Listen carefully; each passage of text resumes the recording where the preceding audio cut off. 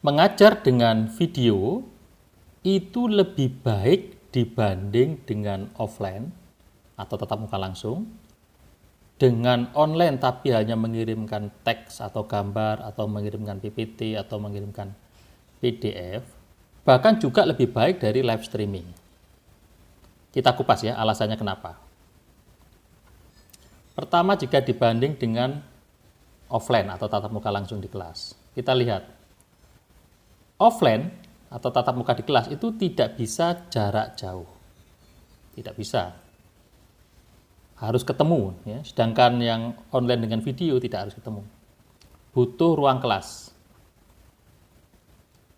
Kemudian saat COVID-19 tidak bisa ketemu, jadi offline akhirnya terpaksa harus online gitu ya, sehingga nggak memungkinkan karena harus social distancing. Kemudian ketika kita menggunakan video, kita bisa memilih rekaman yang paling baik. Yang tidak baik di-cut atau diulang lagi. Tapi kalau offline, sekali kita ngajar ya itu. Meskipun saat itu kita lupa, saat itu kita lompat-lompat, ya itu tidak bisa yang terbaik. Sedangkan kalau kita bikin video itu bisa kita ambil ya bagian yang terbaik saja. Dan video ini tidak lompat-lompat seperti yang saya sampaikan tadi. Nah, kenapa kok video bisa dipilih rekan yang terbaik? Karena ketika offline, pas kita ngajar di kelas, kemudian kondisi kita itu tidak fit, atau pas lapar, atau haus, atau kondisi kita pas lagi capek, atau sakit, atau lagi tidak enak gitu ya, itu kita tidak bisa mengajar dengan maksimal. Sedangkan jika menggunakan video, kita bisa memilih yang rekaman terbaik. Nah, video ini juga bisa lebih urut, tidak lompat-lompat.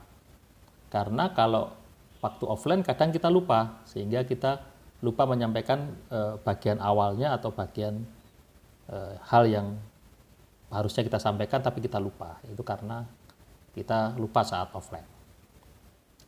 Nah, kemudian kelebihan dari video dibanding dengan offline adalah video itu bisa di-play kapan saja. Kalau offline ya hanya saat itu aja. Kemudian bisa di-replay sampai paham mahasiswanya. Nggak capek-capek diulang berkali-kali, dimundurin berkali-kali bisa. Nah, yang terakhir, video ini tidak hanya bermanfaat untuk mahasiswa kita yang sedang kita ajar, tapi juga bermanfaat untuk masyarakat umum kalau video tersebut dilihat oleh masyarakat umum. Kemudian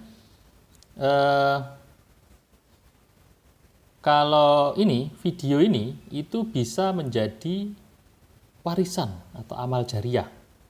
Ketika kita nanti sudah tua atau kita sudah meninggal, jika video yang bermanfaat dari kita yang kita buat tadi itu masih ditonton oleh orang, maka akan menjadikan amal jariah atau warisan yang bermanfaat. Ya. Nih, kita tua atau meninggal. Nah, itu adalah alasan kenapa video lebih baik dari offline atau tatap muka langsung. Sekarang video juga lebih baik dari online yang berupa teks atau gambar, PPT atau PDF. Kita coba cek apa saja kenapa alasannya. Karena dengan menggunakan teks atau gambar, ya, itu mahasiswa itu masih belum tentu paham hanya dengan membaca teks dan gambar tadi. Perlu dijelaskan oleh dosennya, sehingga video adalah cocok. Kemudian, nah ini perlu suara dan video. Kemudian dibanding dengan live streaming. Jadi live streaming itu siaran langsung, tapi jarak jauh, online, seperti menggunakan Zoom itu live streaming. Nah itu masih lebih baik menggunakan video dibanding live streaming. Kenapa? Karena live streaming punya kendala yang sama dengan offline. Yaitu apa?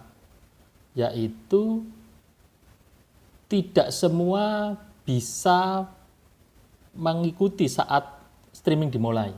Sama dengan offline. Ada mahasiswa yang nggak masuk kelas. Begitu juga dengan live streaming.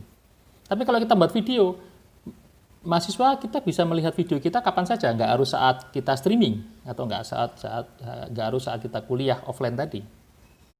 Kita lihat ini, tidak semua bisa streaming. Tidak, ini masih mungkin waktu itu masih kerja dia. Mungkin masih kerja sehingga tidak bisa saat streaming tadi. Atau masih tidur. Nah, yang kedua adalah tidak semua bisa konsen lama. Tidak semua mahasiswa kita itu bisa konsen lama dalam mengikuti perkuliahan. Jadi semua kendala offline itu juga dimiliki oleh live streaming. Karena sebenarnya live streaming itu sama dengan offline, bedanya kalau offline itu di kelas, kalau live streaming itu jarak jauh. Sehingga bisa jadi juga lompat-lompat ininya, ingatannya waktu ngajar streaming tadi, tidak urut gitu ya. Nah, bagian yang salah tidak bisa di-cut ketika kita live streaming tadi. Beda dengan video yang salah kita cut bisa. Nah, kemudian ada lagi kendala dari live streaming itu yaitu ketika ada kendala teknis saat acara. Kita lihat misalnya koneksi lambat atau laptop atau smartphone error sehingga kita ada kendala ketika live streaming tadi. Dengan video sekali maksudnya sekali kita buat video mahasiswa bisa mengulang-ulang. Ketika internetnya lambat ya di-download dulu. Jadi demikian kelebihan dari video dibanding dengan teks menggunakan gambar atau offline atau live streaming. Jadi video menurut saya pembelajaran yang paling bagus. Meskipun nanti tidak bisa berkomunikasi langsung diskusi, ini searah, tapi mereka juga bisa mengirimkan diskusi lewat kolom komen. Demikian, terima kasih.